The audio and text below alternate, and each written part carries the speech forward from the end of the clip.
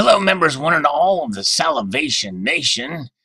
Well, here's an article from BBC that was sent to me by One Small Gold, and it talks about a Russian native who is an expatriate who's come back on a journey with her husband to take this train ride where there's a lot of mystery surrounding some gold there. The Bolshevik had captured the entirety of Tsar Nicholas II's family gold reserve, at least they thought, and was on a train that had come along the Trans-Siberian Express. And the article talks about how they had met some people on the train talking about the gold, and that's kind of why they were there, to kind of do some research on it.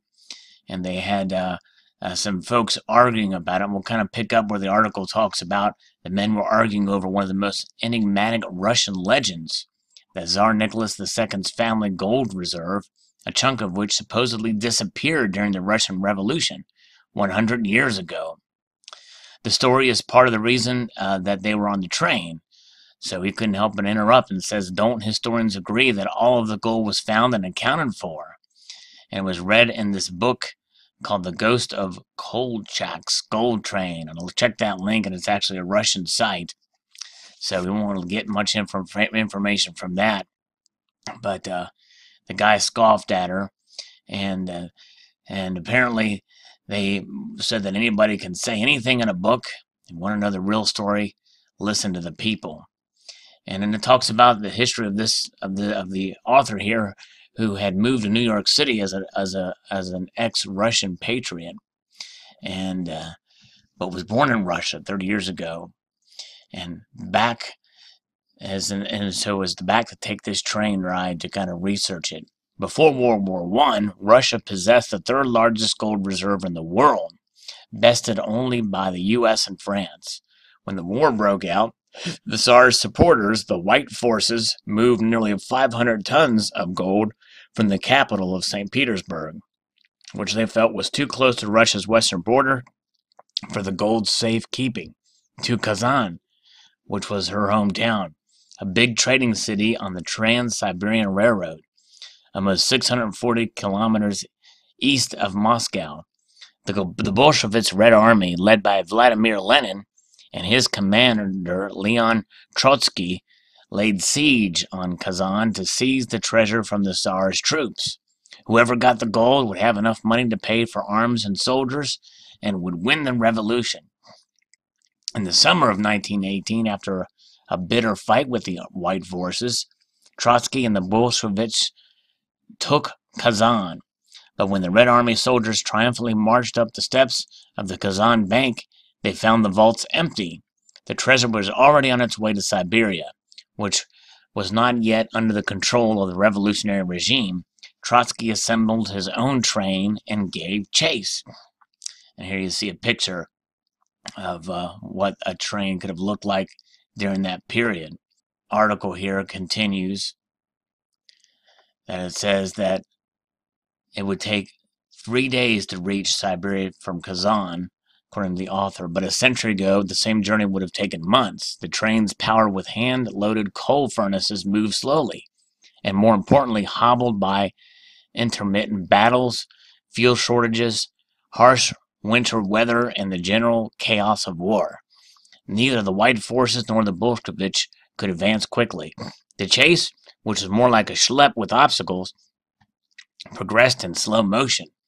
A few months into the race, halfway across Siberia, the treasure train arrived in the hands of General Alexander Kolchak, the White Forces' newly minted commander-in-chief. With Trotsky's troops on his tail, Kolchak directed the train further east, as far away from the enemy as possible. He brought the train to Irkutsk, a trading city near Lake Baikal. And that's exactly where the train stopped on the author's journey there. And you see a picture of Irkutsk after World War I. They arrived in Irkutsk at the dead of night when the city is so empty and even taxi drivers were gone. With only a vague sense of where the hotel was, her husband and her dragged the luggage through the darkened streets.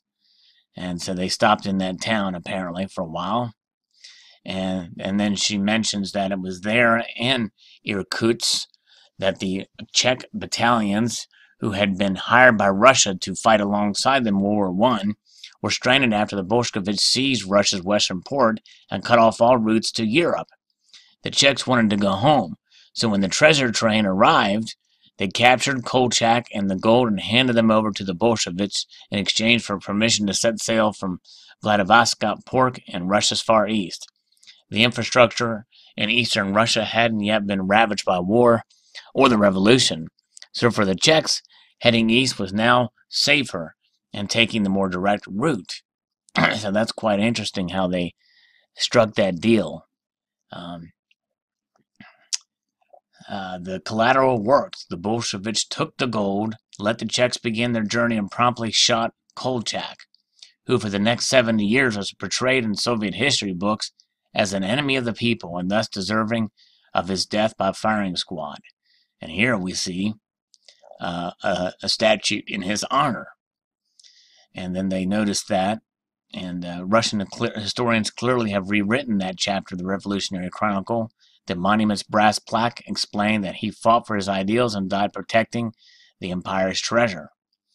Kolchak's story culminated in Irkutsk, but the treasure's journey didn't. The Bolsheviks loaded the gold onto a new train and sent it back to Kazan.